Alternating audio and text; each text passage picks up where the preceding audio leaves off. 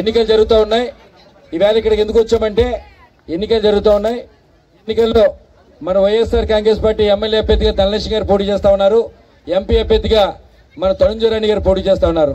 ఇద్దరికి కూడా 2 ఓట్లు కూడా ఫ్యాన్ గుర్తు మీద వేసి అత్యధిక మెజార్టీతో మన ఎంపీ గారిని ఎమ్మెల్యే గారిని గెలిపించమని మీ అందరికీ కూడా అభ్యర్థించడం క్వార్టర్ గురించి రావడం జరిగింది. 5 సంవత్సరాల్లో వాటర్ లేక హ్యాండ్ బోర్లు బిగించలేదని చెప్తున్నారు.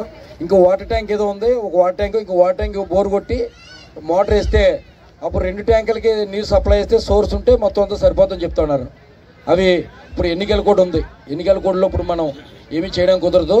ఎన్నికలు అయిపోయిన వెంటనే మాత్రం ఖచ్చితంగా చేపిస్తాం.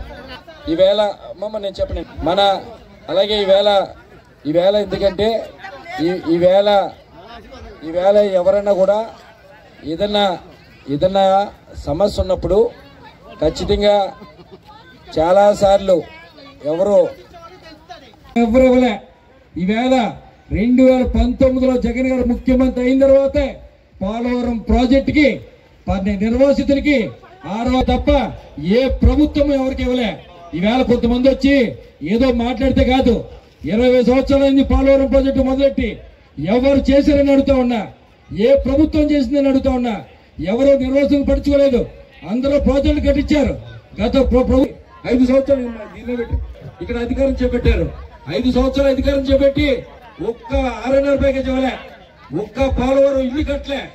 మన ప్రభుత్వం అధికారులకు వచ్చిన తర్వాతే వైఎస్ఆర్ కాంగ్రెస్ పార్టీ అధికారులు వచ్చిన తర్వాత జగన్ గారు ముఖ్యమంత్రి అయిన 5,400 మంది కుటుంబాలుంటే 4,600 మందికి ప్యాకేజ్ ఇచ్చారు, ఇల్లు కట్టించారు.